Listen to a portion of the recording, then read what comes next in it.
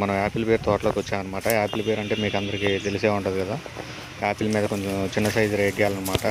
గంగరేగ్గాయ కంటే పెద్దది యాపిల్ మీద కొంచెం సైజు చిన్నది. ఈ తోట మొత్తం ఇప్పుడు పూత పిందె మీద ఉందన్నమాట. మొత్తం 5 ఎకరాల తోట ఇది. మీరు చూసుకున్నట్టయితే మొత్తం పూత పిందె ఆ స్టేజ్లో ఉంది ఇప్పుడు తోట. మొత్తం క్లియర్గా అబ్జర్వ్ చేసినట్టయితే యాపిల్ బేర్ తోటనే మధ్య మధ్యలో మీకు కింద కట్ చేసిన భాగాల్లో కనపడుతున్నాయి. వాటి గురించి చెప్తా చూడండి. ఇప్పుడే సైజు వస్తుందన్నమాట. మనం ఎక్కువగా వీటికి మైక్రో న్యూట్రియంట్స్ అనేది ఎక్కువ ఇవ్వాలన్నమాట. ఈ మైక్రో న్యూట్రియంట్స్ ఇచ్చినప్పుడు మైక్రో న్యూట్రియంట్స్ అంటే జింక్, ఐరన్, మ్యాంగనీస్, బోరాను ఇవి ఎక్కువగా ఇవ్వాలన్నమాట. మెగ్నీషియం, సల్ఫరు ఇవి ఎక్కువగా ఇవ్వటం వల్ల మనకి ఏంటంటే కాయలో ఉన్నటువంటి భూమిలో మనం ఇచ్చిన ప్రోటీన్లు అనేవి కాయకు అందిద్ది. ఆ కాయ ద్వారా మనం తీసుకుంటాం కాబట్టి న్యూట్రియంట్ అనేది మనకు కూడా సఫిషియెంట్గా అందిద్ది అనమాట. ఈ యాపిల్ బేర్ కాయలు ఏంటంటే ఎక్కువగా మినరల్స్ ఉంటాయి అన్నమాట. ఆ మినరల్స్ అన్నీ మన బాడీకి చాలా అవసరం ఈ రోజుల్లో. చూడండి, మీరు చూసుకున్నట్టయితే ఈ తోట మొత్తం డ్రిప్ మీద నడిపిస్తున్నారు.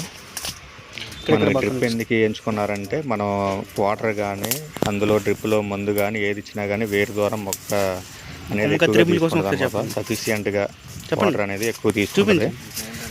వేరు ద్వారా తీసుకోవటం వల్ల మొక్క హెల్దీ గ్రోత్ ఉంటుంది. పూత కింద కానీ డ్రాప్ అవ్వకుండా మనకి బాగుంటుంది అనమాట. ఈ క్రాప్ అయిపోయాక సమ్మర్లో మొత్తం నరికేస్తారు ఈ తోటని. నరికేసినప్పుడు ఏంటంటే మళ్ళీ మనకి సీజన్ వచ్చే టయానికి ఈ విధంగా మళ్ళీ ఇదే స్టేజ్లో వచ్చిందనమాట. అలాగే యాపిల్ బేర్ తోటలో మనకి తెగుళ్ళు, పురుగు ఇవి కూడా ఎక్కువగా ఆశిస్తుంటాయి అన్నమాట. వాటికి తగిన సస్యరక్షణ చేసుకోవాలి. ఎక్కువగా వీటికి రసాయనాలు వాడకూడదు. రసాయనాలు వాడకపోవడమే మంచిది. అలాగే తెగుళ్ళు కూడా ఎక్కువే ఉంటాయి. కాయ మచ్చ కానీ, కాయ పండి రాలిపోవటం కానీ ఇలాంటివి బాగా జరుగుతూ ఉంటాయి అన్నమాట. వీటికి మనం తగిన జాగ్రత్తలు ఎక్కువగా తీసుకోవాల్సి ఉంటుంది.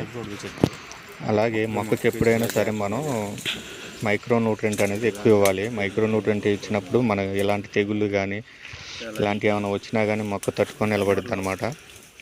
చూసుకున్నట్టయితే చూడండి, సమ్మర్లో ఇవన్నీ కట్ చేసినాయి అనమాట. కట్ చేసి మళ్ళీ దాని నుంచి కొత్త మొక్క అనేది వస్తుంది. అలా వచ్చినప్పుడు ఏంటంటే ఎక్కువ దిగుబడి ఎక్కువ రావడానికి మనకు అవకాశం ఉంటుంది. మన ఛానల్ సబ్స్క్రైబ్ చేసుకోండి మరిన్ని వీడియోస్ కోసం. Thank you.